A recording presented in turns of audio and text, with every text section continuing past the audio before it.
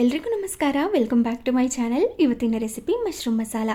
ಚಪಾತಿಗೆ ಹೊಂದ್ಕೊಳ್ಳೋ ಥರ ಸಕ್ಕ ಟೇಸ್ಟಿಯಾಗಿ ಮಶ್ರೂಮ್ ಮಸಾಲಾನ ಮಾಡ್ಕೋಬೋದು.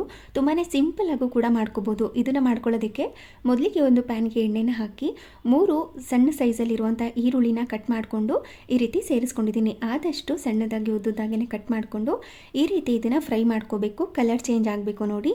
ಈ ಥರ ಕಲರ್ ಚೇಂಜ್ ಆಗೋ ತನಕ ಫ್ರೈ ಮಾಡಿಕೊಂಡು 5 ರಿಂದ 6 ಸಿಪ್ಪೆ ತೆಗೆದಿಟ್ಕೊಂಡಿರುವಂಥ ಬೆಳ್ಳುಳ್ಳಿ, 2 ಹಸಿಮೆಣಸಿನಕಾಯಿ, 1 ಇಂಚಷ್ಟು ಶುಂಠಿನ ಸಿಪ್ಪೆ ತೆಗೆದು ಸೇರಿಸಿ ಮತ್ತೆ ಇದನ್ನು ಸ್ವಲ್ಪ ಹೊತ್ತು ಬಾಡಿಸ್ಕೊಂಡು ಕಂಪ್ಲೀಟಾಗಿ ಕೂಲಾದ್ಮೇಲೆ ಇದನ್ನು ಸ್ಮೂತಾಗಿ ಪೇಸ್ಟ್ ಮಾಡ್ಕೋಬೇಕು. ನಂತರ ಒಂದು ಮಿಕ್ಸಿಂಗ್ ಬೌಲ್ಗೆ ಕಟ್ ಮಾಡಿ ಇಟ್ಕೊಂಡಿರುವಂಥ ಮಶ್ರೂಮ್ನ ಹಾಕಿ ರುಬ್ಬಿ ಇಟ್ಕೊಂಡಿರುವಂತಹ ಮಸಾಲ ಪೇಸ್ಟನ್ನ ಇದರೊಳಗಡೆ ಸೇರಿಸ್ಕೊಂಡು 1 ಕಪ್ನಷ್ಟು ಮೊಸರನ್ನ ಸೇರಿಸ್ಕೊಂಡಿದ್ದೀನಿ.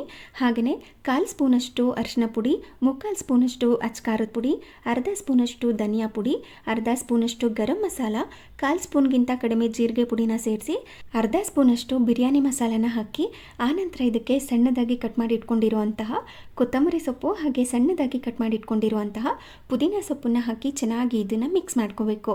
ನಂತರ ಇದಕ್ಕೆ ರುಚಿಗೆ ತಕ್ಕಷ್ಟು ಉಪ್ಪು, ಸ್ವಲ್ಪ ಕಸೂರಿ ಮೇಥಿನ ಹಾಕಿ ಇನ್ನೊಮ್ಮೆ ಚೆನ್ನಾಗಿ ಮಿಕ್ಸ್ ಮಾಡಿ 15 ರಿಂದ 20 ನಿಮಿಷಗಳ ಕಾಲ ಇದನ್ನು ಮ್ಯಾರಿನೇಟ್ ಆಗೋದಕ್ಕೆ ಬಿಡಬೇಕು.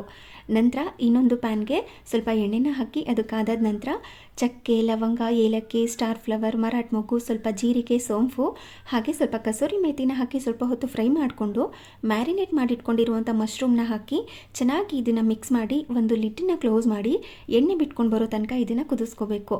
ಆಲ್ರೆಡಿ ಉಪ್ಪು, ಖಾರ ಎಲ್ಲ ಹಾಕಿರ್ತೀವಿ, ಎಕ್ಸ್ಟ್ರಾ ಹಾಕ್ಕೊಳ್ಳೋ ಅಗತ್ಯ ಇಲ್ಲ. ಈ ರೀತಿ ಎಣ್ಣೆ ಬಿಟ್ಕೊಂಡು ಬಂದ ನಂತರ ಕೊನೆಯಲ್ಲಿ ಸಣ್ಣದಾಗಿ ಕಟ್ ಮಾಡಿಟ್ಕೊಂಡಿರುವಂಥ ಕೊತ್ತಂಬರಿ ಸೊಪ್ಪನ್ನು ಹಾಕಿ ಇನ್ನೊಮ್ಮೆ ಚೆನ್ನಾಗಿ ಮಿಕ್ಸ್ ಮಾಡಿಕೊಂಡ್ರೆ ಸಕ್ಕ ಟೇಸ್ಟಿಯಾಗಿ ಹಾಗೆ ಅಷ್ಟೇ ಸಿಂಪಲ್ ಆಗಿ ಮಾಡ್ಕೊಳ್ಳೋ ಮಶ್ರೂಮ್ ಮಸಾಲ ರೆಡಿ.